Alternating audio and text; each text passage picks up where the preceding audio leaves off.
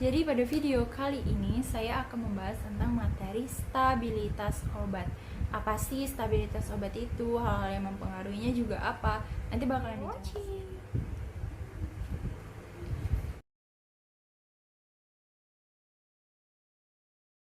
Stabilitas.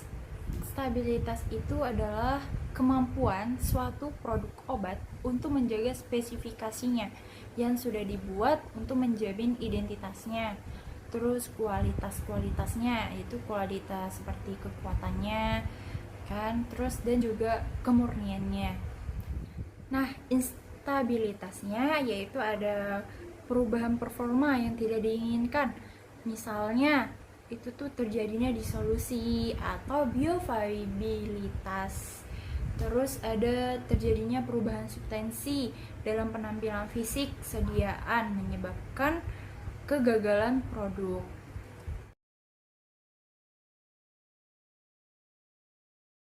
Faktor lingkungan yaitu seperti temperatur cahaya, oksigen, terus kelembapan dan juga karbon dioksida. Terus selanjutnya ada obat atau eksipien di dalam sediaan. Ini tuh berupa seperti ukuran partikel obat, pH sediaan atau lingkungan, terus kontaminasi mikroba. Itu dapat juga mempengaruhi stabilitas obat. Lalu ada kontaminasi logam yang tertinggal dan juga pembersihan dari wadah. Wadah juga, kok wadah sih, wadah itu kan kosmetik, wadah maksudnya. Pembersihan wadah juga itu hal yang utama ya, itu yang dapat mempengaruhi stabilitas obat.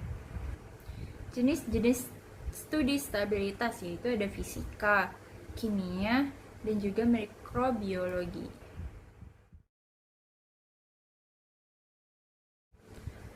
Stabilitas fisika ini seperti formulasi tidak berubah secara total sepanjang umur simpannya dan belum mengalami perubahan total dalam penampilan, sifat organoleptik, kekerasan, kerapuhan, ukuran partikel, dan juga lain-lainnya.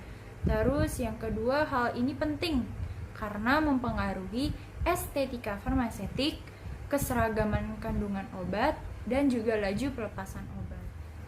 Ada yang pertama pembentukan polimorf dan hidrat. Terus kedua, hilangnya keseragaman seperti vaporisasi atau sublimasi dan absorpsi obat. Terus ketiga, hilangnya estetika wadah luntur seperti wadahnya luntur, terus wadahnya sobek atau pecah, dan juga lain-lain, masih banyak hal. Lalu ini ada beberapa formulasi, ada larutan oral, ada efeknya, bisa dilihat. Lalu ada larutan parenteral, ada suspensi, ada formulasi dari emulsi, tablet, formulasi dari kapsul. Lanjut, yaitu stabilitas kimia. Stabilitas kimia ini terdapat beberapa dekomposisi dalam bahan kimianya yang dimasukkan ke dalam formula sebagai obat. Ya, itu seperti selain obat itu ada pengawet atau eksipien lainnya. Nah, dekomposisi ini dapat mempengaruhi stabilitas fisika dan juga kimia dalam obat. Implementasi dekomposisi kimia itu yang pertama dapat hilangnya bahan aktif. Nah, yang kedua hilangnya pharmaceutical elegance seperti timbulnya bau, tidak enak, terus perubahan warna dan juga problem rasa, itu juga mempengaruhi. Habis itu ada terbentuknya produk toksik. Nah, mekanisme degradasi ini yang pertama ada hidrolisis. Nah, hidrolisis ini pemisahan oleh air.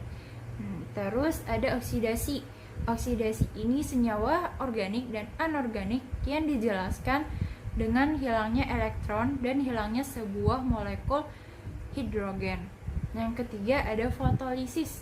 Nah, dekomposisi yang disebabkan oleh cahaya. Misalnya sodium nitroposit, terus yang diberikan secara infus intravena untuk terapi hipertensi akut. Jika larutan terlindungi dari cahaya, maka akan stabil selama setidaknya 1 tahun. Jika terekspos terhadap cahaya ruangan, maka masa simpannya hanya 4 jam. Yang pertama ada pH. pH ini keasaman atau kebasaan suatu larutan, mempunyai pengaruh besar terhadap dekomposisi senyawa obat. Lalu yang kedua ada kompleksasi. Nah, pembentukan kompleksasi ini dapat menurunkan laju hidrolisis atau oksigen. Misalnya, kompleks kafein dengan anestesi lokal seperti benzokain, prokain, dan tetrakain dapat menyebabkan suatu penurunan laju degradasi hidrolisnya juga. Terus ada surfaktan. Nah, surfaktan ini seperti surfaktan nanionik, terus kationik, dan anionik. Ketika ditambahkan dalam larutan yang mengandung obat, dia akan membentuk misel. Nah, misel dan partikel obat menjadi terperangkap di dalam misel yang tadi itu. Stabilitas mikrobiologi. Stabilitas mikrobiologi ini adalah formulasi yang tidak mengalami beberapa serangan mikrobiologi dan memenuhi standar sehubungan dengan berkurangnya kontaminasi atau sterilitas. Terus hal-hal yang mencegah kontaminasi terhadap formulasi selama penyimpanan itu apa-apa aja sih? Yang pertama ada merancang wadah yang harus sesuai. Terus yang kedua biasanya menggunakan wadah dosis tunggal. Terus yang ketiga menuliskan kondisi penyimpanan yang tepat pada label. Yang keempat menambahkan suatu senyawa antimikroba sebagai pengawet. Pengemasan dan stabilitas. Pengemasan dan stabilitas ini ada banyak banget, berbagai macam pengemasan yang kita ketahui juga, berbagai macam, banyak banget. Mulai dari yang pertama ada wadah langsung yang seperti ini. Nah, atau bisa kita sebut dengan kemasan primer. Dan penutupannya sangat penting dalam pengaruh terhadap stabilitas produk atau stabilitas obat.